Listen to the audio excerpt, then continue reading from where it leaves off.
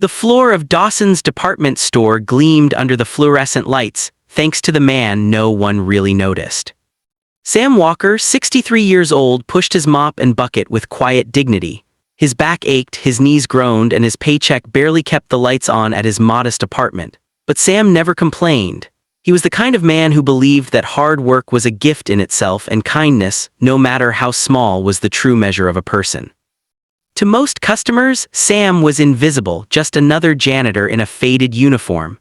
But to the regulars, he was the one who held the door open for mothers with strollers, fetched lost toys for crying children, and offered warm smiles to lonely elders who lingered in the aisles just to feel seen. That evening, the store buzzed with end-of-day shoppers. Sam noticed a woman in plain jeans and a simple sweater browsing the shelves in the home goods section. She looked tired, her hair pulled back, no makeup, no jewelry, just ordinary. Then it happened. A manager, Mr. Clarkson, sharp suit, sharper tongue, swooped down on her like a hawk. "Ma'am, these items are expensive," Clarkson sneered. "If you're not planning to buy, don't handle them, we've had enough shoplifters." The woman froze, startled. She opened her mouth to protest, but the humiliation in her eyes said everything. People glanced over, whispering, judging. Sam gripped his mop tighter. Something inside him snapped. He walked over, standing between the woman and Clarkson. "Sir," Sam said firmly, "that's no way to speak to a customer." Clarkson's eyes narrowed. "Walker, stay out of this, you clean floors, I run this store." Sam didn't budge. "Doesn't matter what my job is, respect is free, everyone deserves it." Gasps rippled through the onlookers. Clarkson's face reddened with fury. "You're fired," he spat. "Pack up your things." The room fell silent. Sam's heart pounded, but he didn't regret a word. He turned to the woman, offering a small, reassuring nod. "Don't let anyone make you feel less than you are." She smiled faintly, her eyes glistening. "Thank you," she whispered.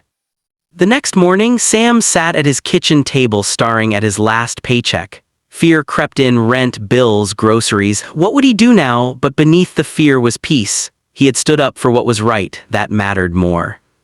3 days later, a black car pulled up outside his apartment building. A chauffeur stepped out and handed Sam an envelope.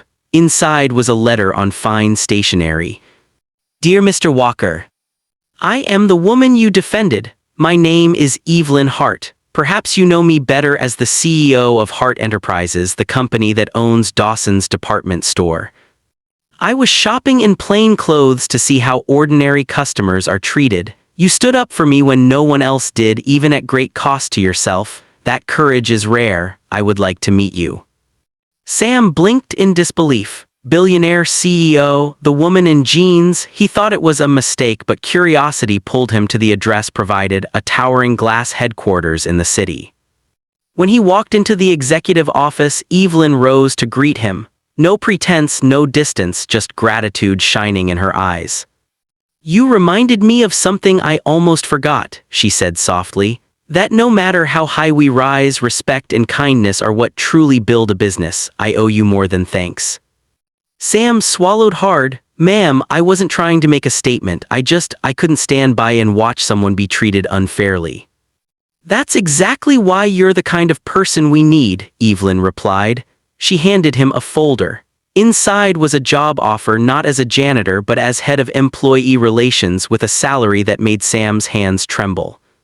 He looked up, stunned. "Ma'am, I don't have fancy degrees, I don't know boardroom language." Evelyn smiled. "You know something far more important: how to treat people with dignity. That's a language everyone understands. I'll provide the training. What I can't teach is the heart you already have." Months passed. Sam's life transformed, but he never lost the humility that defined him.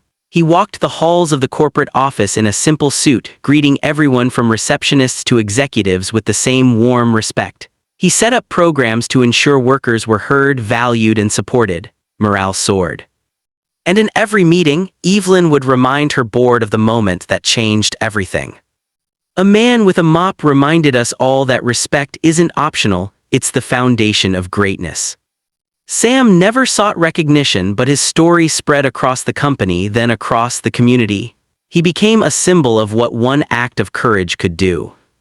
In the end, Sam often returned to the same store where it all began. He'd stand quietly in the aisle, watching customers and employees laugh, shop, and work together in a space that felt warmer, kinder, more human. He'd smile to himself, whispering words his father once told him. Titles fade, money comes and goes, but the way you treat people, that's what lasts. And somewhere deep down, Sam knew he hadn't just kept floors clean, he had helped clean the very soul of a company. It doesn't matter who you are or what you do, kindness and courage can change lives in ways you may never imagine.